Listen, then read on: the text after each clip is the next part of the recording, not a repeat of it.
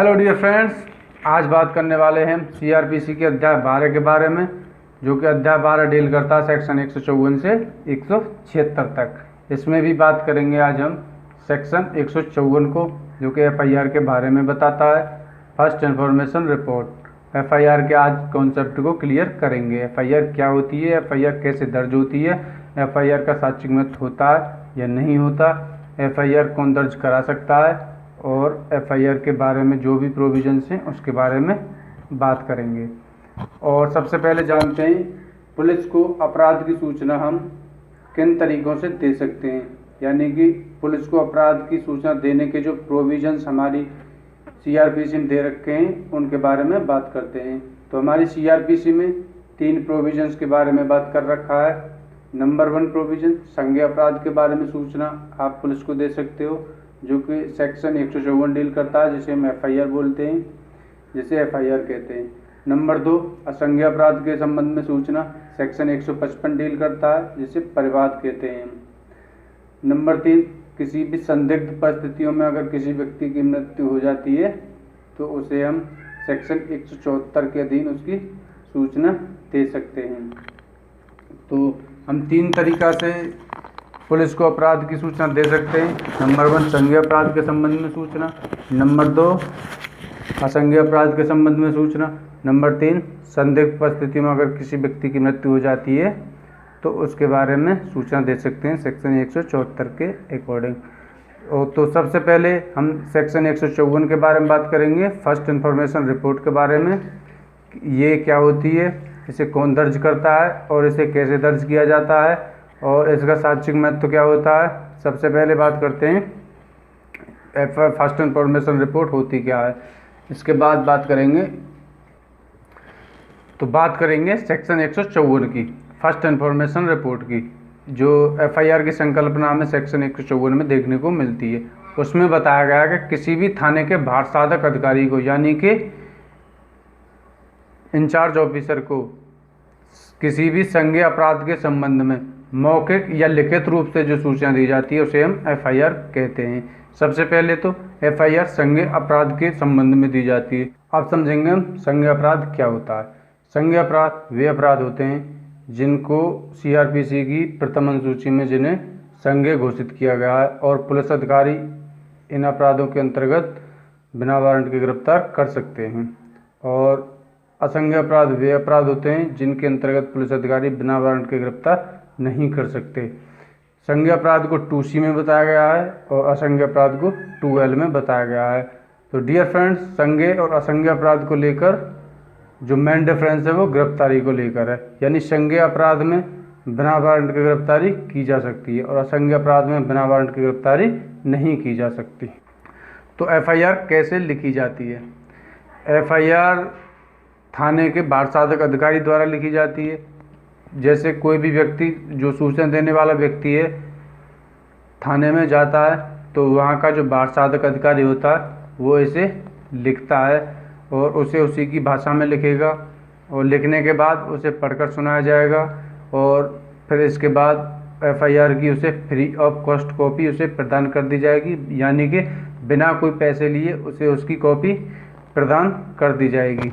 तो ये एफआईआर कहाँ लिखी होती है।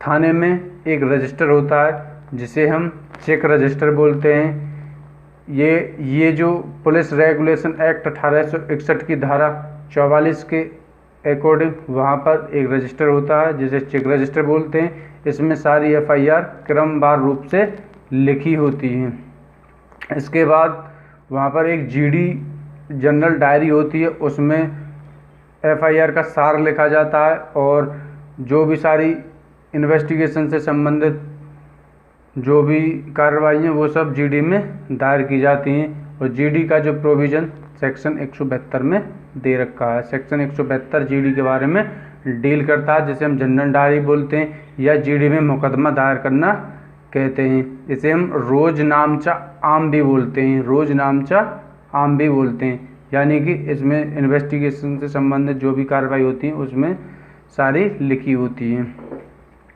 तो जीडी का प्रयोग कई जगह किया जाता है, इसके बारे में भी हम आगे बात करेंगे जहाँ पर इसका प्रयोग किया जाता है। इसे पुलिस अधिकारी अपनी रिफ्रेश मेमोरी रिफ्रेश करने के लिए कर सकता है। इंडियन एविडेंस एक्ट का सेक्शन 159 इस बारे में डील करता है। तो अगर आपकी एफआईआर थाने का बारसाधक अधिकारी नहीं लिखता है तो आप एसपी ऑफिस जा सकते हो, या अगर जाना नहीं चाहते तो आप डाक द्वारा भी एफआईआर भेज सकते हो। इस बारे में जो सेक्शन है इसका 154 का सब क्लॉज 3 एसपी को एफआईआर दर्ज करने के बारे में डील करता है। आप एफआईआर एसपी ऑफिस भी सेक्शन 154(3) का जो प्रोविजंस है उसमें आप एसपी ऑफिस को एफआईआर भेज सकते हो। अगर आपकी एफआईआर फिर भी नहीं दर्ज होती है तो आप बताइए, अगर जानते हो तो कमेंट बॉक्स में कमेंट कीजिए, और फिर हम अगली वीडियो में इसके बारे में भी बताएंगे, जो कि एफआईआर फिर आप कैसे दर्ज करोगे। यानी कि अब बात करते हैं एफआईआर कौन दर्ज करा सकता है। तो डियर फ्रेंड्स, एफआईआर कोई भी व्यक्ति दर्ज करा सकता है जिसने अपराध देखा हो, जिसने अपराध सुना हो, जिसने या पीड़ित पक्ष हो या अभियुक्त पक्ष हो। इनमें से कोई भी व्यक्ति एफआईआर दर्ज करा सकता है। तो अब बात करते हैं एफआईआर का साक्ष्यिक महत्व होता है या नहीं होता। साक्ष्यिक महत्व का मतलब, क्या एफआईआर को साक्ष्य के रूप में प्रयोग किया जा सकता है? तो डियर फ्रेंड्स, एफआईआर का कोई भी साक्ष्यिक महत्व नहीं होता। केवल इसका इतना महत्व होता है कि इससे आपराधिक विधि को गति प्रदान की जाती है। गति प्रदान मतलब कि आप एफआईआर करते हो, एफआईआर के बाद इन्वेस्टिगेशन होती है, इन्वेस्टिगेशन के बाद जांच होती है, इंक्वायरी होती है, फिर ट्रायल चलता है, जजमेंट आता है। ये सारी जो हमारी आपराधिक विधि की जो प्रोसीडिंग है, ये सारी चीज़ें स्टार्ट हो जाती हैं। तो इससे एफआईआर से जो गति मिलती है, इससे हमारी आपराधिक विधि चालू हो जाती है। तो एफआईआर का कोई भी साक्ष्यिक महत्व नहीं होता। इसके कुछ पॉइंट हैं, उनको नोट कर लीजिए, जो मेन पॉइंट हैं। नंबर 1, एफआईआर पुष्टि के रूप में, किसी भी कथन के पुष्टि के रूप में प्रयोग की जाती है।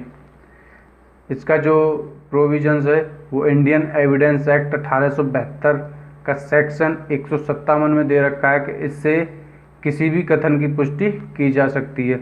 यानी कि कोई व्यक्ति अगर ट्रायल के दौरान कोई भी जिसने कोई स्टेटमेंट दिया है तो उसकी पुष्टि एफआईआर से की जा सकती है।